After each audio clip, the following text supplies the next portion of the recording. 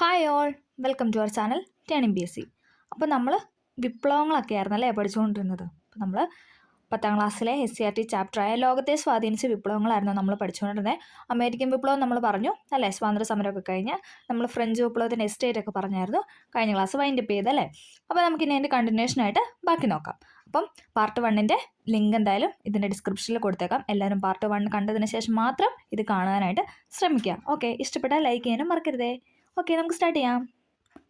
നമ്മൾ ഫ്രഞ്ച് വിപ്ലവത്തിൻ്റെ അല്ലേ, ഫ്രഞ്ച് സമൂഹവുമായി ബന്ധപ്പെട്ട 3 എസ്റ്റേറ്റ് ഒക്കെ പറഞ്ഞായിരുന്നു അല്ലേ. പുരോഹിതന്മാർ, പ്രഭുക്കന്മാർ, പിന്നെ ബാക്കിയുള്ളവരൊക്കെ അടങ്ങുന്ന 3ാമത്തെ എസ്റ്റേറ്റ് ഒക്കെ പറഞ്ഞായിരുന്നു നമ്മൾ ക്ലാസ് വൈൻഡപ്പ് ചെയ്തല്ലേ. നമുക്ക് ഇതിൻ്റെ ബാലൻസ് നോക്കാം. ആശയങ്ങൾ പ്രചോദനമേകുന്നു. ഫ്രാൻസിൽ നിലനിന്ന അസമത്വങ്ങളെയും ചൂഷണത്തെയും കുറിച്ച് ജനങ്ങളെ ബോധവാന്മാരാക്കുന്നതിൽ അക്കാലത്തെ ചിന്തകരും ചിന്താധാരകരും പ്രധാന പങ്കുവഹിച്ചു.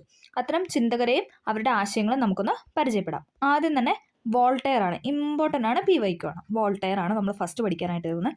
വോൾട്ടയർ ഉണ്ട്, റൂസോ ഉണ്ട്, മോണ്ടസ്ക്യൂ ഉണ്ട്. ഫ്രഞ്ച് വിപ്ലവവുമായി ബന്ധപ്പെട്ട 3 കർത്താക്കളെ നമുക്ക് പഠിക്കാനുണ്ട്: വോൾട്ടയർ, റൂസോ, മോണ്ടസ്ക്യൂ. ഇനി ഇവർ പറഞ്ഞ വാക്കുകളൊക്കെ നമുക്ക് നോക്കാം. പുരോഹിതന്മാരുടെ ചൂഷണത്തെ പരിഹസിച്ചു. യുക്തിചിന്ത, സമത്വം, മനുഷ്യസ്നേഹം എന്നിവ പ്രോത്സാഹിപ്പിച്ചു. ആരുമായി ബന്ധപ്പെട്ടാണ്? വോൾട്ടയറുമായി ബന്ധപ്പെട്ടതാണ്. എന്താണ്? പുരോഹിതന്മാരുടെ ചൂഷണത്തെ പരിഹസിച്ചു, യുക്തിചിന്ത, സമത്വം, മനുഷ്യസ്നേഹം എന്നിവ പ്രോത്സാഹിപ്പിച്ചു. അടുത്താണ് റൂസോ. സ്വതന്ത്രമായി ജനിക്കുന്ന മനുഷ്യൻ എവിടെയും ചെങ്ങലയിലാണ് എന്ന പ്രസ്താവനയിലൂടെ സ്വാതന്ത്ര്യത്തിന് പ്രാധാന്യം വ്യക്തമാക്കി. നമ്മൾ പറഞ്ഞായിരുന്നു അല്ലേ, സ്വതന്ത്രമായി ജനിക്കുന്ന മനുഷ്യൻ എവിടെയും ചെങ്ങലയിലാണ് എന്ന് പറഞ്ഞ് വെച്ചത് ആരാണ്? റൂസോയാണ്. PYQ ആയിട്ട് ചോദിച്ചിട്ടുണ്ടേ. സ്വതന്ത്രനായി ജനിക്കുന്ന മനുഷ്യൻ എവിടെയും ചെങ്ങലയിലാണെന്ന് പറഞ്ഞത് റൂസോയാണ്. ഓക്കെ, ജനങ്ങളാണ് പരമാധികാരി എന്ന് പ്രഖ്യാപിച്ചതും റൂസോയാണ്. ജനങ്ങൾ പരമാധികാരിയാണെന്ന് പ്രഖ്യാപിച്ചതും റൂസോയാണ്. അതോടൊപ്പം എന്താണ്? സ്വതന്ത്രമായി ജനിക്കുന്ന മനുഷ്യൻ എവിടെയും ചെങ്ങലയിലാണ് ഇങ്ങനെ പറഞ്ഞു വെച്ചത് റൂസോയാണ്. അടുത്ത ആളാണ് മോണ്ടസ്ക്യൂ. ജനാധിപത്യത്തെയും റിപ്പബ്ലിക്കിനെയും പ്രോത്സാഹിപ്പിച്ചു. ഗവൺമെന്റിനെ നിയമനിർമ്മാണം, കാര്യനിർവഹണം, നീതിന്യായം എന്നീ വിഭാഗങ്ങളായി തിരിക്കണമെന്ന് വാദിച്ച വ്യക്തിയാണ് ആരെന്ന് പറയുന്നത്? മോണ്ടസ്ക്യൂ എന്ന് പറയുന്നത് അല്ലേ. നമ്മൾ പൊതുഭരണം അല്ലെങ്കിൽ നമ്മുടെ ഇന്ത്യയുടെ ഒക്കെ കാര്യം പറഞ്ഞപ്പോൾ നമ്മൾ പറഞ്ഞായിരുന്നല്ലേ, നിയമനിർമ്മാണം, കാര്യനിർവഹണം, നീതിന്യായം എന്നീ വിഭാഗങ്ങളൊക്കെ ഉണ്ടെന്ന് നമ്മൾ പറഞ്ഞല്ലേ. അപ്പോൾ അതുപോലെ തരം തിരിക്കണമെന്ന് മോണ്ടസ്ക്യൂ പറഞ്ഞു വെച്ചു. അപ്പോൾ നമുക്ക് ഒന്നും കൂടെ ഒന്ന് പറയാം. വോൾട്ടയർ എന്ന് പറഞ്ഞാൽ ആരായിരുന്നു? പുരോഹിതന്മാരുടെ ചൂഷണത്തെ പരിഹസിച്ച ഒരു വ്യക്തിയായിരുന്നു. അതോടൊപ്പം യുക്തിചിന്ത, സമത്വം, മനുഷ്യസ്നേഹം എന്നിവയെ കൂടുതൽ പ്രോത്സാഹിപ്പിച്ചു. സ്വതന്ത്രമായി ജനിക്കുന്ന മനുഷ്യൻ എവിടെയും ചെങ്ങലയിലാണ് എന്ന് പറഞ്ഞ വ്യക്തിയാണ് ആരെന്ന് പറയുന്നത്? റൂസോ എന്ന് പറയുന്ന വ്യക്തി. ഓക്കെ, ജനങ്ങളാണ് പരമാധികാരി എന്നും റൂസോ പ്രഖ്യാപിച്ചു. ജനാധിപത്യത്തെയും റിപ്പബ്ലിക്കിനെയും പ്രോത്സാഹിപ്പിച്ച വ്യക്തിയായിരുന്നു മോണ്ടസ്ക്യൂ. അതോടൊപ്പം എന്താണ്? ഗവൺമെന്റിനെ നിയമനിർമ്മാണം, കാര്യനിർവഹണം, നീതിന്യായം എന്നീ വിഭാഗങ്ങളായി തിരിക്കണമെന്ന് വാദിച്ചു. ഇനി നമ്മൾ പറയുന്നത് 3ാം എസ്റ്റേറ്റിനെ പറ്റിയാണ്. 3ാം എസ്റ്റേറ്റ് മുന്നേറുന്നു. നമുക്കൊന്ന് നോക്കാം. ഫ്രാൻസിലെ ബൂർബൻ രാജാക്കന്മാർ, പുരോഹിതന്മാർ, പ്രഭുക്കന്മാർ തുടങ്ങിയവർ നയിച്ച ആഡംബര ജീവിതം, ധൂർത്ത്, യുദ്ധങ്ങൾ എന്നിവയും തുടർച്ചയായ വരൾച്ചയും കൃഷിനാശവും ഫ്രാൻസിന്റെ സാമ്പത്തിക സ്ഥിതി അതീവ ഗുരുതരമാക്കി. അമേരിക്കൻ സ്വാതന്ത്ര്യ സമരത്തിൽ കോളനികളെ സമ്പത്തും സൈന്യവും നൽകി ഫ്രാൻസിലെ ഭരണാധികാരികൾ സഹായിച്ചതും സാമ്പത്തിക പ്രതിസന്ധിയെ രൂക്ഷമാക്കി. ജനങ്ങളുടെ മേൽ പുതിയ നികുതികൾ ചുമത്തുന്നതിനായി 1789 കണക്ട് ചെയ്ത് പഠിക്കുക. 1789 അല്ലേ, 789 1789 ചക്രവർത്തി ലൂയി 16 നമ്മൾ 14 15 നമ്മൾ പറഞ്ഞായിരുന്നു അല്ലേ. ഇതേതാണ്? ലൂയി 16 ജനപ്രതിനിധി സഭയായ സ്റ്റേറ്റ് ജനറൽ വിളിച്ചു. ഫ്രഞ്ച് സമൂഹത്തെ പോലെ സ്റ്റേറ്റ്സിനും ജനറലും 3 എസ്റ്റേറ്റുകൾ ഉണ്ടായിരുന്നു അല്ലേ. ഫ്രഞ്ച് സമൂഹത്തെ നമ്മൾ പറഞ്ഞായിരുന്നു 3 എസ്റ്റേറ്റ് ഉണ്ടായിരുന്നു എന്ന് പറഞ്ഞില്ലേ. അതേപോലെ എന്താണ്? സ്റ്റേറ്റ് ജനറലും 3 എസ്റ്റേറ്റുകളും ഉണ്ടായിരുന്നു.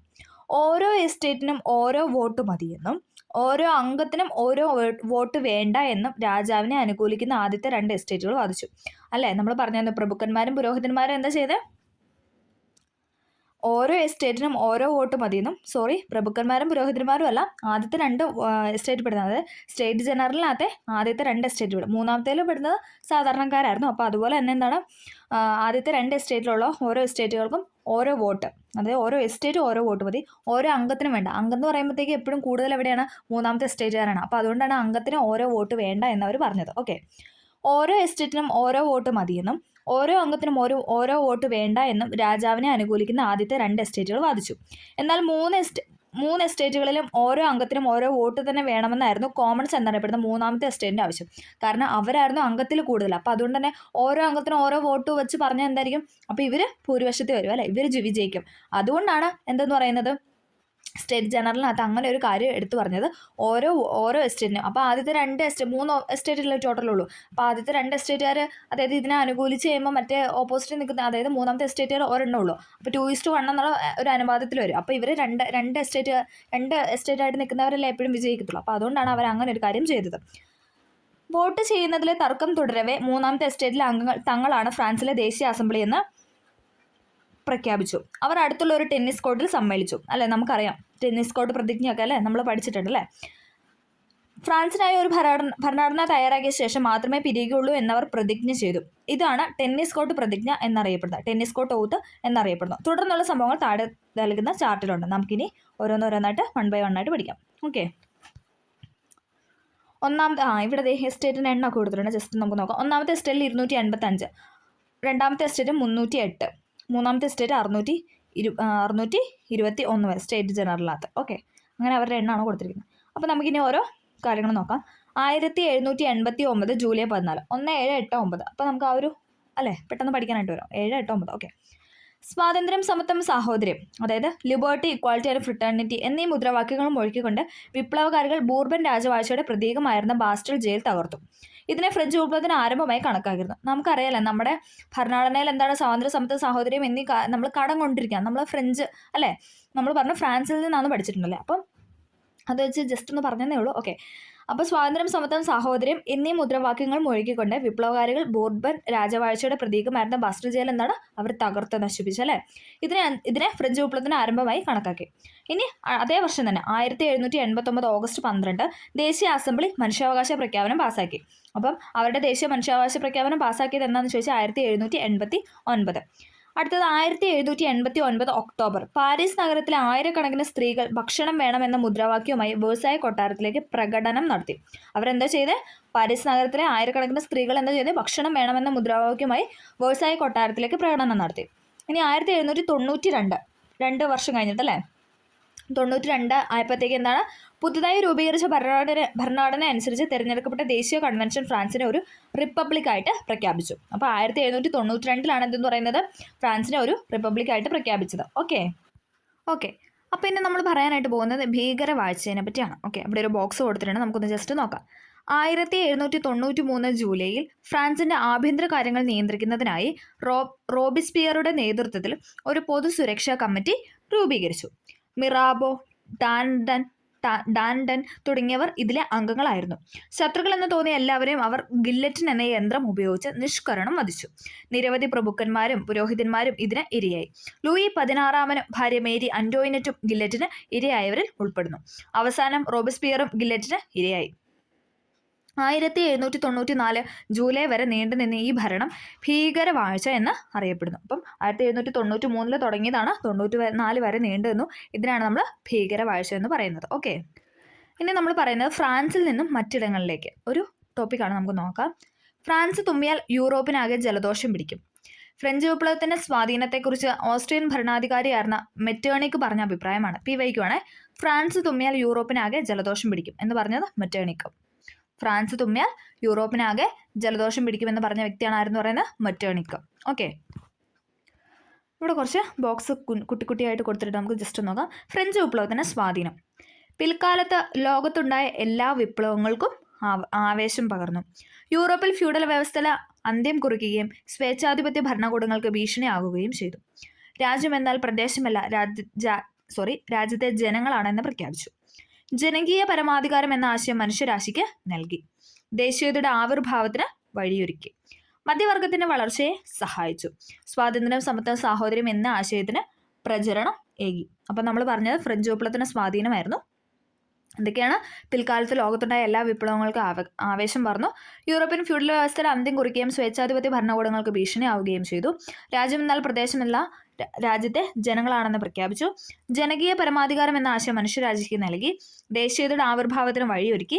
മധ്യവർഗത്തിന്റെ വളർച്ചയെ സഹായിച്ചു. സ്വാതന്ത്ര്യം, സമത്വം, സാഹോദര്യം എന്നീ ആശയത്തിന് പ്രചരണമേക്കി. ഓക്കെ, അപ്പോൾ ഫ്രാൻസ് തുമ്മയിൽ യൂറോപ്പിനാകെ ജലദോഷം എന്ന് പിടിക്കുമെന്ന് പറഞ്ഞ വ്യക്തി ആരായിരുന്നു? മെറ്റേണിക്ക്. ഇത് നമ്മൾ പറയുന്നത് ഫ്രഞ്ച് വിപ്ലവവും ഇന്ത്യയും. ഓക്കെ, ലോകത്താകമാന സ്വാധീനം ചെലുത്തിയ ഫ്രഞ്ച് വിപ്ലവം മൈസൂരിലെ ഭരണാധികാരിയായിരുന്ന ടിപ്പു സുൽത്താനെയും സ്വാധീനിച്ചു. നമുക്കറിയാം അല്ലേ, നമ്മൾ പറഞ്ഞിട്ടുണ്ട്. ബ്രിട്ടീഷ് സാമ്രാജ്യത്തിനെതിരായി പോരാടാനുള്ള ഒരു തന്ത്രമായി ടിപ്പു ഫ്രഞ്ചുകാരുമായുള്ള സഖ്യത്തെ കണക്കാക്കി. പൗരനായ ടിപ്പു സിറ്റിസൺ ടിപ്പു എന്ന പേര് സ്വീകരിച്ച അദ്ദേഹം ഫ്രഞ്ച് വിപ്ലവത്തിന് ഓർമ്മയ്ക്കായി തൻ്റെ തലസ്ഥാനമായ ശ്രീരംഗപട്ടണത്ത് സ്വാതന്ത്ര്യത്തിൻ്റെ മരം, അതായത് ട്രീ ഓഫ് ലിബേർട്ടി നടുകയും ഫ്രഞ്ച് ക്ലബ്ബായ ജാക്കോബിനിൽ അംഗമാവുകയും ചെയ്തു. PYക്കായിട്ട് ചോദിച്ചിട്ടുണ്ട്. ഫ്രഞ്ച് ക്ലബ്ബായ ജാക്കോബിനിൽ അംഗമായിരുന്ന സുൽത്താൻ അല്ലെങ്കിൽ കേരളീയൻ എന്നൊക്കെ ചോദിച്ചാൽ, അല്ലെങ്കിൽ എന്താണ് പറയുന്നത്, വ്യക്തി ആരാന്ന് ചോദിച്ചു കഴിഞ്ഞാൽ ആരാണ്? ടിപ്പു സുൽത്താൻ ആയിരുന്നു. PYക്കായിട്ട് ചോദിച്ചിട്ടുണ്ട് കേട്ടോ. അപ്പം അദ്ദേഹം എവിടെയാണ് ആ സ്വാതന്ത്ര്യത്തിന് മരം നട്ടതെന്ന് ചോദിച്ചാൽ എവിടെയാണ്? ശ്രീരംഗപട്ടണത്ത് അല്ലേ? അദ്ദേഹത്തിൻ്റെ തലസ്ഥാനമാണല്ലേ ശ്രീരംഗപട്ടണം. ഓക്കെ, നമ്മൾ പറഞ്ഞ ഓരോരോ കാര്യങ്ങൾ ഇവിടെ കൊടുത്തിട്ട് സ്വതന്ത്രരായി ജനിക്കുന്ന മനുഷ്യൻ തുല്യ അവകാശത്തിന് സ്വതന്ത്രരായി ജീവിക്കുന്നു. എല്ലാ രാഷ്ട്രീയ കൂട്ടായ്മകളുടെ ലക്ഷ്യം മനുഷ്യന്റെ സ്വാഭാവികവും അവിഭാജ്യവുമായ അവകാശങ്ങൾ സംരക്ഷിക്കുക എന്നതാണ്. അവ സ്വാതന്ത്ര്യം, സ്വത്ത്, സുരക്ഷിതത്വം, അടിച്ചമർത്തലുകളെ ചെറുക്കാൻ എന്നിവയ്ക്കുള്ള അവകാശമാണ്. എല്ലാ പരമാധികാരവും രാഷ്ട്രത്തിൽ കൂടികൊള്ളുന്നു. മറ്റുള്ളവർക്ക് ഹാനികരമല്ലാത്ത പ്രവർത്തനങ്ങൾ നടത്താനുള്ള അധികാരമാണ് സ്വാതന്ത്ര്യത്തിലുള്ളത്. സമൂഹത്തിന് ഹാനികരമാവുന്ന പ്രവർത്തനങ്ങളെ വിലക്കാനുള്ള അവകാശം മാത്രമേ നിയമത്തിനുള്ളൂ. ഇതൊക്കെ എവിടെയാണുള്ളത്? ഡിക്ലറേഷൻ ഡെസ് ഡ്രിയോട്ട് ഡി ലിയോം. അപ്പോൾ ഇങ്ങനെ ഇതിവിടെ ഒരു പിക്ചർ കൊടുത്തതാണ്. ഓക്കെ, ഓക്സ് റെപ്രസെൻസ് ഡീപോൾ ഫ്രാൻകോസിസ്. ഓക്കെ, അപ്പോൾ നമുക്ക് അതായത് അവരുടെ മനുഷ്യാവകാശ പ്രഖ്യാപനമായിരുന്നു അത് കേട്ടോ. അപ്പോൾ നമ്മൾ വായിച്ചെല്ലാം മനുഷ്യാവകാശ പ്രഖ്യാപനവുമായി ബന്ധപ്പെട്ട് അതിനകത്തുണ്ടായിരുന്ന കുറച്ച് പോയിന്റ്സ് ആണ്. ഓക്കെ, നമുക്ക് നോക്കാം. നെപ്പോളിയനും ഫ്രഞ്ച് വിപ്ലവം. നമ്മളിനി പറയാനായിട്ട് പോകുന്നത് നെപ്പോളിയനും ഫ്രഞ്ച് വിപ്ലവം. മഹത്തായ ലക്ഷ്യങ്ങൾക്കായി വിപ്ലവം നടത്തിയ ഫ്രഞ്ച് ജനതയ്ക്ക് കുറച്ചുകാലം നെപ്പോളിയൻ ബോണപ്പാർട്ടിന്റെ ഏകാധിപത്യ ഭരണത്തിന് കീഴിൽ കഴിയേണ്ടതായി വന്നു. ഫ്രഞ്ച് വിപ്ലവാനന്തരം ബ്രിട്ടന്റെ നേതൃത്വത്തിൽ ഫ്രാൻസിനെതിരായി രൂപീകരിക്കപ്പെട്ട യൂറോപ്യൻ സഖ്യത്തെ നേരിട്ട് വിജയം വരിക്കുന്നതിൽ സുപ്രധാന പങ്ക് വഹിച്ചത് നെപ്പോളിയനായിരുന്നു. 1799 അദ്ദേഹം ഫ്രാൻസിന്റെ അധികാരം പിടിച്ചെടുത്തു.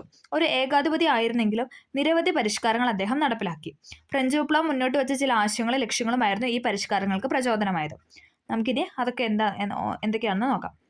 ഇതാണ് Napoleon. Okay, Napoleon Bonaparte. Okay, കർഷകരെ കൃഷിഭൂമിയുടെ ഉടമകളാക്കി. നമ്മൾ പറഞ്ഞായിരുന്നല്ലേ, അവർക്ക് എന്താണ് മൂന്നാമത്തെ എസ്റ്റേറ്റ് പെടുന്നവരായിരുന്നു. അവർക്ക് എന്താണ് ദുരിതങ്ങൾ അനുഭവിച്ച ഒരു ആൾക്കാരായിരുന്നല്ലേ. അവർക്ക് സ്വന്തമായിട്ട് ഭൂമിയില്ല, അവർ നികുതിയൊക്കെ കൊടുക്കണമായിരുന്നല്ലേ. പക്ഷേ ഇദ്ദേഹം എന്ത് ചെയ്ത് കർഷകരെ അവർ കൃഷി ചെയ്യുന്ന ഭൂമിയുടെ ഉടമകളാക്കി. പൊതു കടം ഇല്ലാതാക്കാൻ സിങ്കിങ് ഫണ്ട് എന്ന പേരിൽ ഒരു പ്രത്യേക ഫണ്ട് രൂപീകരിച്ചു. ഗതാഗത പുരോഗതിക്കായി നിരവധി റോഡുകൾ നിർമ്മിച്ചു. പുരോഹിതന്മാരുടെ മേൽ രാജ്യത്തിന് നിയന്ത്രണം ഏർപ്പെടുത്തി. സാമ്പത്തിക പ്രവർത്തനങ്ങൾക്കായി ബാങ്ക് ഓഫ് ഫ്രാൻസ് സ്ഥാപിച്ചു. നിലവിലുള്ള നിയമങ്ങൾ ക്രോഡീകരിച്ച് ഒരു പുതിയ നിയമ സംഹിത ഉണ്ടാക്കി. ഇതൊക്കെ എന്ന് പറഞ്ഞു കഴിഞ്ഞാൽ നെപ്പോളിയൻ ചെയ്ത കാര്യങ്ങളായിരുന്നു. ആദ്യം ചെയ്ത് കർഷകരെ കൃഷിഭൂമിയുടെ ഉടമകളാക്കി. പൊതുകടം ഇല്ലാതാക്കാൻ സിങ്കിങ് ഫണ്ട് എന്ന പേരിൽ ഒരു പ്രത്യേക ഫണ്ട് രൂപീകരിച്ചു. ഗതാഗത പുരോഗതിക്കായി നിരവധി റോഡ് നിർമ്മിച്ചു. പുരോഹിതന്മാരുടെ മേൽ രാജ്യത്തിന് നിയന്ത്രണം ഏർപ്പെടുത്തി. സാമ്പത്തിക പ്രവർത്തനങ്ങൾക്കായി ബാങ്ക് ഓഫ് ഫ്രാൻസ് സ്ഥാപിച്ചു. നിലവിലുള്ള നിയമങ്ങൾ ക്രോഡീകരിച്ച് ഒരു പുതിയ നിയമം അവർ സൃഷ്ടിച്ചു. ഓക്കെ, ഇവിടെ ഒരു കുട്ടി ബോക്സ് കൊടുത്തിട്ടുണ്ട്, നമുക്ക് അതും കൂടെ ഒന്ന് നോക്കാം. റൂസോയും മനുഷ്യാവകാശ പ്രഖ്യാപനം. ഫ്രഞ്ച് ചിന്തകനായ റൂസോയുടെ ആശയങ്ങളാണ് ദേശീയ അസംബ്ലി തയ്യാറാക്കിയ മനുഷ്യാവകാശ പ്രഖ്യാപനത്തിൽ പ്രതിഫലിപ്പിക്കുന്നത്. അല്ലേ, നമ്മളിപ്പോൾ പറഞ്ഞു അല്ലേ, നമ്മളിപ്പോൾ വായിച്ചായിരുന്നു അല്ലേ, മനുഷ്യാവകാശ പ്രഖ്യാപനത്തിന് ചെറിയൊരു ഭാഗം വായിച്ചായിരുന്നു. അദ്ദേഹത്തിൻ്റെ പ്രശസ്തമായ ഗ്രന്ഥമാണ് സോഷ്യൽ കോൺട്രാക്റ്റ്. അപ്പം ഈ സോഷ്യൽ കോൺട്രാക്റ്റ് എന്ന കൃതി ആരുടെയാണെന്ന് PYക്കായിട്ട് ചോദിച്ചിട്ടുണ്ട്. ആരുടെയാണ്? Rousseau. Social contract Rousseau. Social contract റൂസോയുടെയാണ്.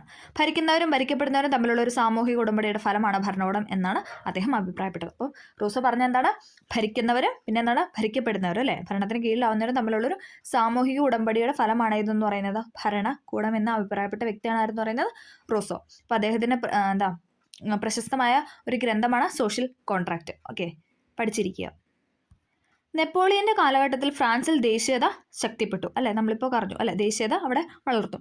European രാജ്യങ്ങളെ ഒന്നൊന്നായി ആക്രമിച്ച നെപ്പോളിയൻ്റെ പരിഷ്കാരങ്ങൾ യൂറോപ്പിൽ ആകമാനം വ്യാപിപ്പിക്കുമോ എന്ന് മറ്റ് യൂറോപ്യൻ രാജ്യങ്ങൾ ഭയപ്പെട്ടു. ഇംഗ്ലണ്ടിൻ്റെ നേതൃത്വത്തിൽ അവർ സംഘടിച്ചു. നെപ്പോളിയനെ അല്ല, ഫ്രഞ്ച് വിപ്ലവത്തിന് ആശയങ്ങളെയാണ് അവർ ഭയപ്പെട്ടത്. 1815 നടന്ന വാട്ടർലൂ യുദ്ധത്തിൽ യൂറോപ്യൻ സഖ്യ സൈന്യത്തോട് പരാജയപ്പെട്ട നെപ്പോളിയന് അധികാരം നഷ്ടപ്പെട്ടു. 1815 വാട്ടർലൂ യുദ്ധം. ഓക്കെ, ഇന്ന് നമ്മൾ പറയുന്ന ലാറ്റിൻ അമേരിക്കൻ വിപ്ലവം നമുക്ക് നോക്കാം. ഇതായിരുന്നു വീട്, ഇതാണ് സ്ഥലം. ചോളത്തിൻ്റെ കൊഴുത്തുകതിരുകൾ ഉയർന്നു പൊങ്ങിയത് ഇവിടെയാണ്. ഇവിടെയാണ് അവ ചുവന്ന ഹിമപാതം പോലെ വീണ്ടും വീണ്ടും കൊഴിഞ്ഞു വീണത്. ചെമ്മരിയാടിൽ നിന്ന് സ്വർണ്ണ നാണയങ്ങൾ അഴിച്ചെടുക്കപ്പെട്ടത് ഇവിടെയാണ്. കാമുകിമാർക്കും ശ്മശാനങ്ങൾക്കും സമ്രാട്ടിനും അമ്മമാർക്കും പ്രാർത്ഥനകൾക്കും പടയാളികൾക്കും ഉടുപ്പ് തുന്നുവാൻ. മാപ്പിച്ചു നീ കുഴിച്ചുമൂടി അടിമയെ എനിക്ക് തരൂ. മാച്ചു പിച്ചുവിൻ്റെ ഉയരങ്ങൾ പാബ്ലോ നെരൂദ. അപ്പം പാബ്ലോ നെരൂദയുടെ ഒരു മാച്ചു പിച്ചുവിൻ്റെ ഉയരങ്ങൾ എന്ന ഇതിൽ നിന്നെടുത്ത ഒരു ഭാഗമാണ് തന്നിരിക്കുന്നത്.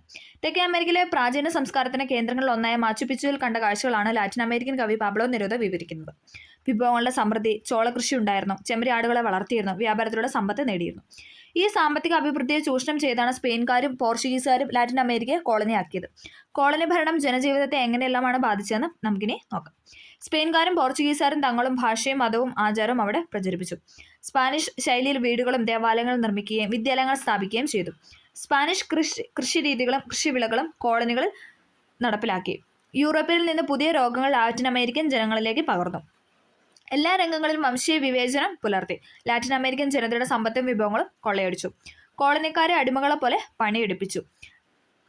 ജോസെഡി San Martin, Francisco Miranda, Simon Bolivar എന്നിവരുടെ നേതൃത്വത്തിലുണ്ടായ വിപ്ലവത്തിലൂടെ ലാറ്റിൻ അമേരിക്കൻ രാജ്യങ്ങൾ സ്വതന്ത്രമാവാനായിട്ട് തുടങ്ങി. ഓക്കെ, അപ്പോൾ ലാറ്റിൻ അമേരിക്കൻ വിപ്ലവമാണ് പറഞ്ഞത്. ഓക്കെ, ഇത് നമ്മൾ പറയുന്നതാണ് ഇമ്പോർട്ടൻ്റ് ആയ അടുത്ത വിപ്ലവം, റഷ്യൻ വിപ്ലവം. ഓക്കെ, മാക്സിം ഗോർക്കിയുടെ അമ്മ എന്ന കൃതിയിലെ കുറച്ച് സെൻറ്റൻസാണ് നമ്മളിനി പറയാനായിട്ട് പോകുന്നത്. നമുക്കൊന്ന് ജസ്റ്റ് നോക്കാം.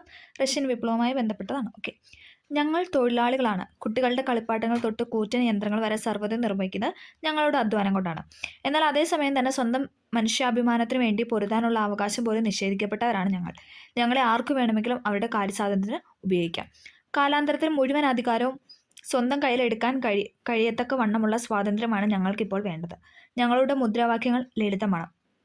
സ്വകാര്യ സ്വത്ത് ഉടമ സമ്പ്രദായം നശിക്കട്ടെ.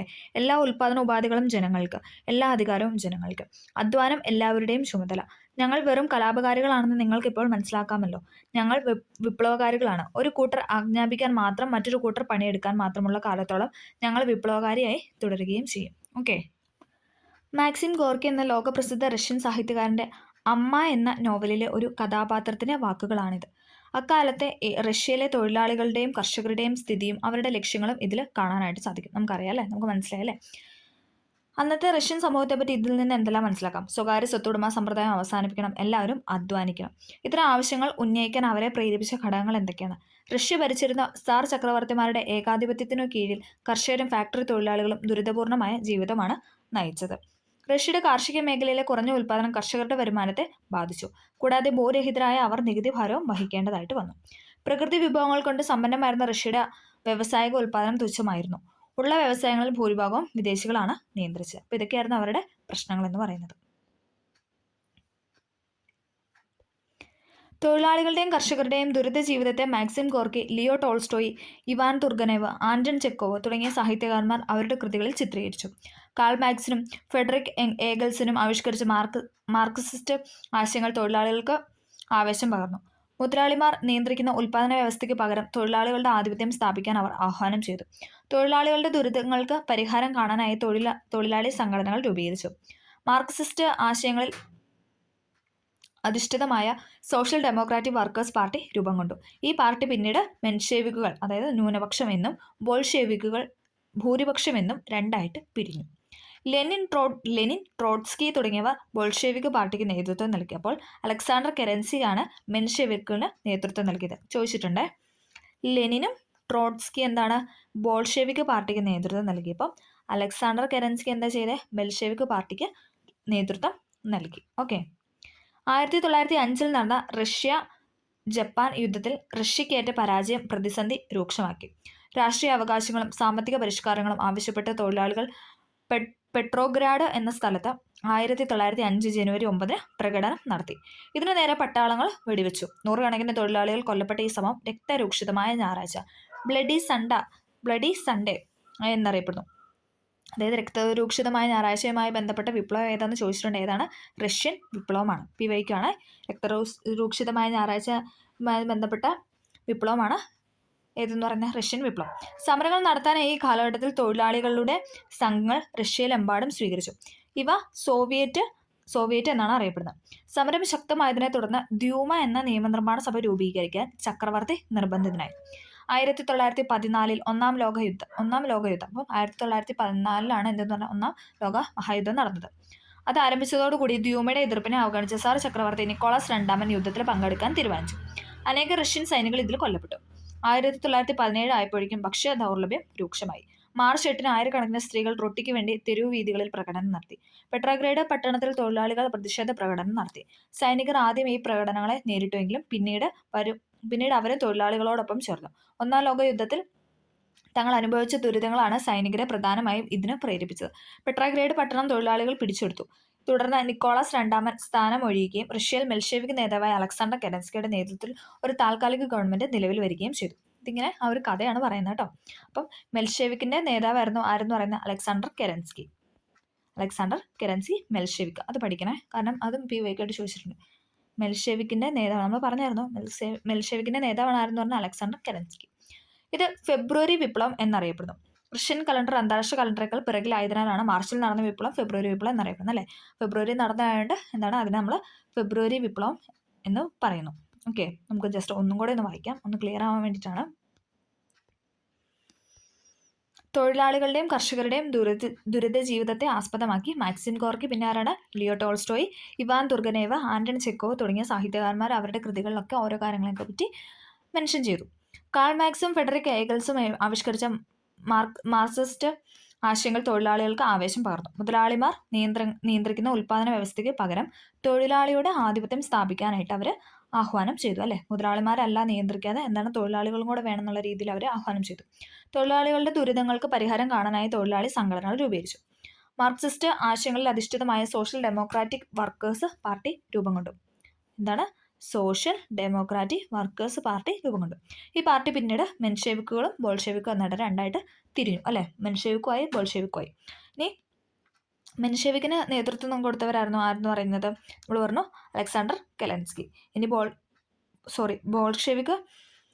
ബോൾഷെവിക് പാർട്ടിക്ക് നേതൃത്വം കൊടുത്താണ് ലെനിനും ട്രോട്സ്കി. അതങ്ങനെ പിടിക്കുക.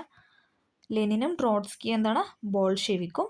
ഇനി അലക്സാണ്ടർ കെരൻസ്കി മെൻഷെവിക്കും. ബോൾഷെവിക് ആണെങ്കിൽ ലെനിനും ട്രോട്സ്കിയും, മെൻഷെവിക് ആണെങ്കിൽ അലക്സാണ്ടർ കെരൻസ്കി. 1905 റഷ്യ ജപ്പാൻ യുദ്ധത്തിൽ റഷ്യക്കേറ്റ പരാജയം പ്രതിസന്ധി രൂക്ഷമാക്കിയത്. രാഷ്ട്രീയ അവകാശങ്ങളും സാമ്പത്തിക പരിഷ്കാരങ്ങളും ആവശ്യപ്പെട്ട തൊഴിലാളികൾ എന്താണ് പെട്രോഗ്രേഡ് എന്ന സ്ഥലത്ത് 1905 ജനുവരി 9 പ്രകടനം നടത്തി.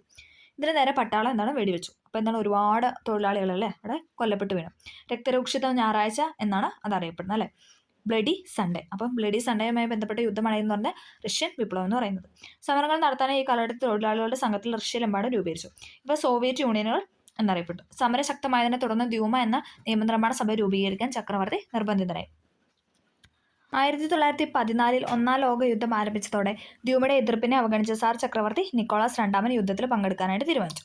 അനേക റഷ്യൻ സൈനികൾ ഇതിൽ കൊല്ലപ്പെട്ടു അല്ലേ. അപ്പം ഒന്നാം മഹായുദ്ധത്തിൽ എന്താണ് അനേക റഷ്യൻ സൈനികർ കൊല്ലപ്പെട്ടു.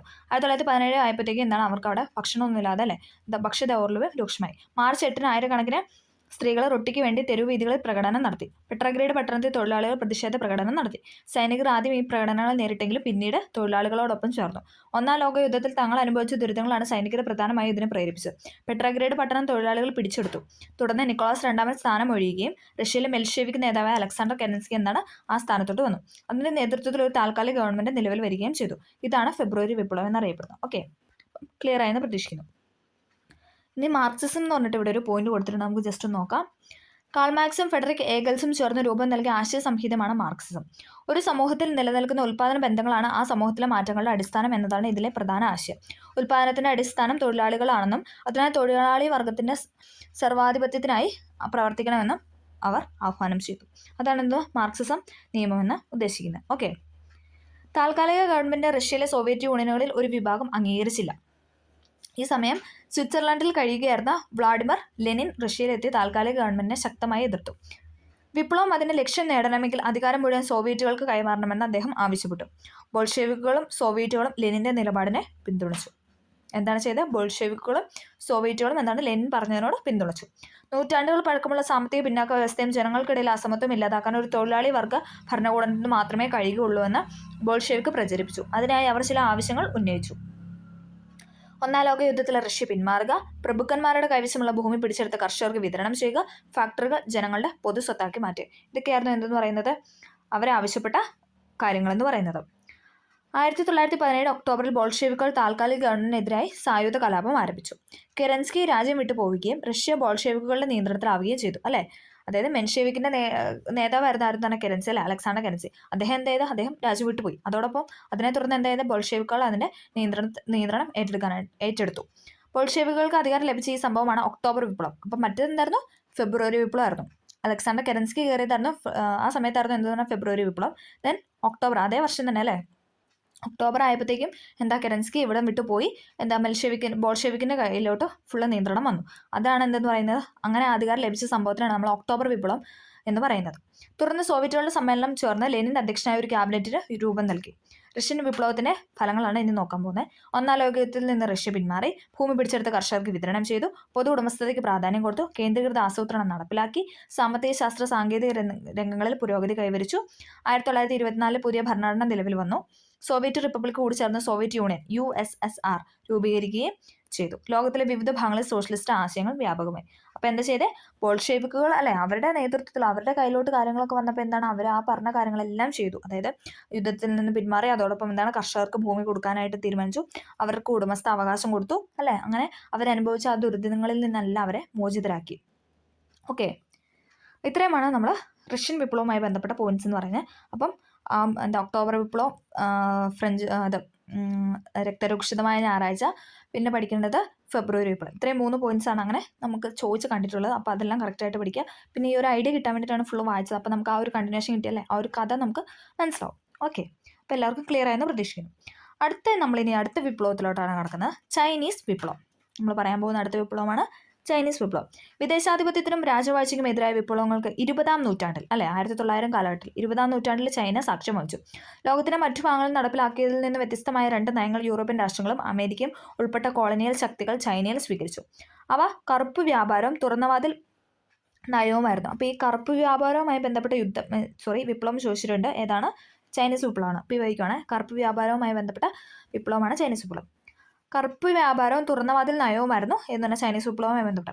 അവ എന്താണെന്നാണ് നമ്മളിനി പരിശോധിക്കാനായിട്ട് പോകുന്നത്. ഓക്കെ, കറുപ്പ് വ്യാപാരം നമുക്ക് നോക്കാം. ചൈനീസ് ഉൽപ്പന്നങ്ങളായ പട്ട്, തേയില, മൺപാത്രങ്ങൾ എന്നിവയ്ക്ക് യൂറോപ്പിൽ വളരെയധികം ജനപ്രീതി ഉണ്ടായിരുന്നു. അവയുടെ കയറ്റുമതിയിലൂടെ ചൈന വൻതോതിൽ ലാഭം നേടി. എന്നാൽ ചൈനയിലേക്ക് ഇറക്കുമതി ഇല്ലാതിരുന്നതിനാൽ യൂറോപ്യൻ വ്യാപാരികൾക്ക് നഷ്ടം സംഭവിച്ചു. ഇത് പരിഹരിക്കാനായി ഇംഗ്ലീഷ് വ്യാപാരികൾ ചൈനയിലേക്ക് ലഹരി പദാർത്ഥമായ കറുപ്പ് ഇറക്കുമതി ചെയ്തു.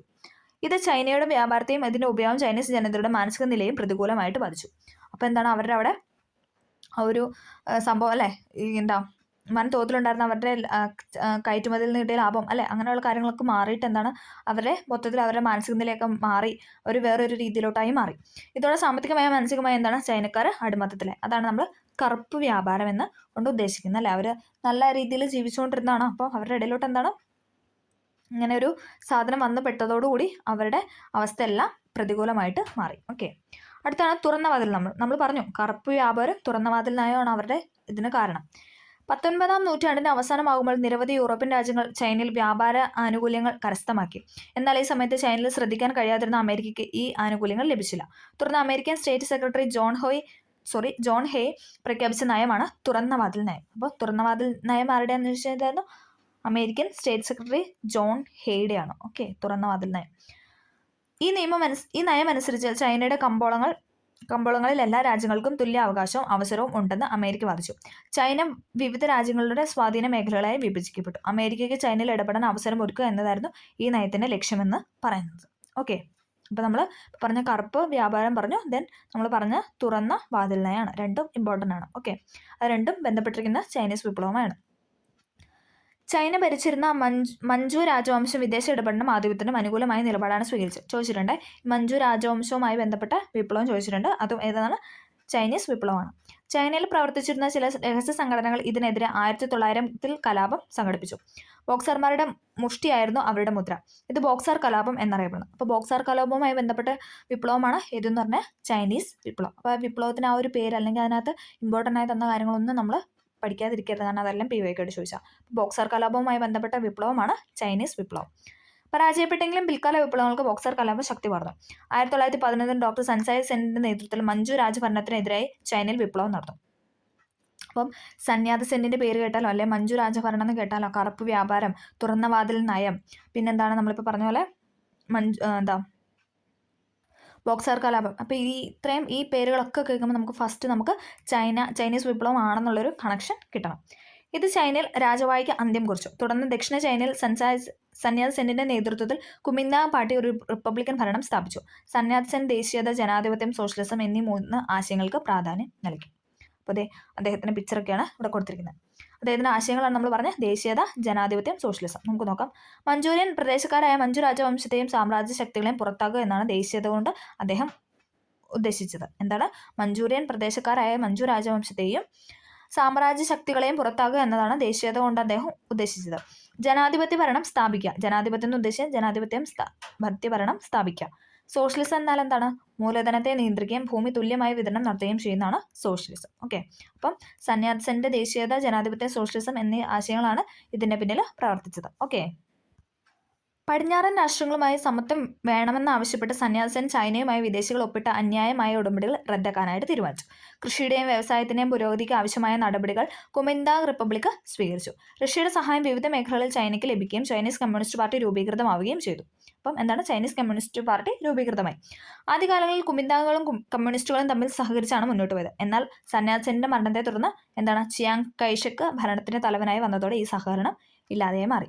ഓക്കെ, അവരുടെ ആ ഒരു ടൈം പീരീഡ് ആണ് പറഞ്ഞത്. ഓക്കെ, റിപ്പബ്ലിക് ജനകീയമാവുന്നു. നമുക്ക് നോക്കാം. ചിയാങ് കൈഷക്ക് ചൈനയിൽ സൈനിക ഏകാധിപത്യ ഭരണത്തിന് തുടക്കം കുറിച്ചു. നമ്മൾ പറഞ്ഞല്ലേ, മറ്റേ സന്യാത് സെൻ മരിച്ചതോടുകൂടി എന്താണ് ചിയാങ് കൈഷക്കാണ് നേതൃത്വം ഏറ്റെടുത്തത്. കമ്മ്യൂണിസ്റ്റുകളുമായുള്ള സഹകരണം ഉപേക്ഷിച്ച് അദ്ദേഹം അമേരിക്ക അടക്കമുള്ള വിദേശ ശക്തികൾക്ക് ചൈനയിൽ യഥേഷ്ടം ഇടപെടാനായിട്ട് അവസരമൊരുക്കി. ചൈനയുടെ കൽക്കരി, ഇരുമ്പ് വ്യവസായങ്ങൾ, ബാങ്കിങ്, വിദേശ വ്യാപാരം തുടങ്ങിയ മേഖലകളെല്ലാം നിയന്ത്രിച്ചിരുന്നത് വിദേശ രാജ്യങ്ങളായിരുന്നു. ചിയാങ് കൈഷക്കിന്റെ നയങ്ങളെ കമ്മ്യൂണിസ്റ്റുകൾ എതിർത്തതിനെ തുടർന്ന് അവരെ ക്രൂരമായി നേരിട്ടു. ഈ സമയം ചൈനീസ് കമ്മ്യൂണിസ്റ്റ് പാർട്ടിയുടെ നേതാവായ മാവോ സേതുങ് ഉയർന്നു വന്നു. 1934 കമ്മ്യൂണിസ്റ്റുകൾ മാവോയുടെ നേതൃത്വത്തിൽ തെക്കൻ ചൈനയിലെ കിയാങ്സിയിൽ ഒരു യാത്ര ആരംഭിച്ചു. നിരവധി പ്രതിബന്ധങ്ങൾ തരണം ചെയ്തുകൊണ്ടുള്ള അതിസാഹസികമായ ഈ യാത്ര വടക്കു പടിഞ്ഞാറ് യെനാനിൽ അവസാനിച്ചു. യാത്രയിലുടനീളം ധാരാളം കൃഷിഭൂമിയും അനേകം ഗ്രാമങ്ങളും പ്രഭുക്കന്മാരിൽ നിന്ന് പിടിച്ചെടുത്ത് കർഷകർക്ക് നൽകി. ഏകദേശം 12,000 കിലോമീറ്റർ സഞ്ചരിച്ച ഈ യാത്ര ലോങ് മാർച്ച് എന്നറിയപ്പെടുന്നു. അപ്പം ലോങ് മാർച്ച് എന്ന അതുമായി ബന്ധപ്പെട്ട വിപ്ലവം ഏതാണെന്ന് ചോദിച്ചാൽ ഏതാണ്? ചൈനീസ് വിപ്ലവം അല്ലേ. നമ്മളിപ്പോൾ കുറേ കാര്യങ്ങൾ പഠിച്ചു. ബോക്സാർ കലാപം പറഞ്ഞു, ഇപ്പോൾ ദാ ലോങ് മാർച്ച് പറഞ്ഞു, പിന്നെന്താ മഞ്ചു രാജവംശത്തെ പറ്റി കേട്ടാലോ, അല്ലെങ്കിൽ സന്യാത് സെന്ന്, അങ്ങനെയുള്ള പിന്നെ മാവോ സേതുങ്, ഇതൊക്കെ കേട്ട് കഴിഞ്ഞാൽ നമ്മൾ കണക്ട് ചെയ്യേണ്ടത് ചൈനീസ് വിപ്ലവമാണ്. ഓക്കെ, തൽഫലമായി വിദേശാധിപത്യത്തിനെതിരായ ചൈനീസ് ജനതയുടെ പോരാട്ടത്തിന് പ്രതീകമായി കമ്മ്യൂണിസ്റ്റുകളും മാവോ സേതുങ്ങും മാറി. അദ്ദേഹത്തിന്റെ നേതൃത്വത്തിലുള്ള ചുവപ്പ് സേന കുമിന്താങ് ഭരണത്തിന്റെ കേന്ദ്രം കൈക്കലാക്കിയതിനെ തുടർന്ന് ചിയാങ് കൈഷക്ക് തായ്വാനിൽ രാഷ്ട്രീയ അഭയം നേടി. 1949 ഒക്ടോബർ 1 ചൈന മാവോ സേതുങ്ങിന്റെ നേതൃത്വത്തിൽ ജനകീയ ചൈന റിപ്പബ്ലിക്കായി മാറി. അപ്പം 1949 എന്തെന്ന് പറയുന്നത് ചൈന റിപ്പബ്ലിക്കായിട്ട് മാറിയത്. ഓക്കെ, സ്വാതന്ത്ര്യം നിഷേധിക്കപ്പെട്ട ജനത ലോകത്തിന്റെ വിവിധ ഭാഗങ്ങളിൽ നടത്തിയ വിപ്ലവങ്ങളെക്കുറിച്ചാണ് നമ്മൾ പറഞ്ഞത് അല്ലേ. നമ്മൾ പറഞ്ഞു അമേരിക്കൻ വിപ്ലവം പറഞ്ഞു, ലാറ്റിൻ അമേരിക്കൻ കലാപങ്ങൾ പറഞ്ഞു, റഷ്യൻ വിപ്ലവം പറഞ്ഞു, ഫ്രഞ്ച് വിപ്ലവം പറഞ്ഞു, ഇപ്പോൾ ചൈനീസ് വിപ്ലവം നമ്മൾ പഠിച്ചു അല്ലേ. അപ്പോൾ എല്ലാം ക്ലിയർ ആയെന്ന് പ്രതീക്ഷിക്കുന്നു. എല്ലാം ആ ഒരു പേരുകളും അതൊക്കെ വെച്ച് പിന്നെ വർഷങ്ങളാണ് കൂടുതലും ചേരുമ്പടി ചേർക്കാനായിട്ട് കണ്ടിട്ടുള്ളത്. പിന്നെ സ്റ്റേറ്റ്മെൻ്റ് ആയിട്ടുള്ള ക്വസ്റ്റ്യൻസും അതിലും PYQ ആയിട്ട് ചോദിച്ച ഇമ്പോർട്ടൻ്റ് ആയ പോയിന്റ്സ് എല്ലാം ഞാൻ ഊന്നി പറഞ്ഞിട്ടുണ്ട്. അപ്പോൾ ക്ലിയർ ആയെന്ന് പ്രതീക്ഷിക്കുന്നു. വിപ്ലവകാരികൾ തയ്യാറാക്കിയ പ്രഖ്യാപനങ്ങൾ മനുഷ്യ സമൂഹം കൈവരിച്ച പുരോഗതിയുടെ രേഖപ്പെടുത്തലുകളായി ഇന്നും നിലനിൽക്കുന്നുണ്ട്.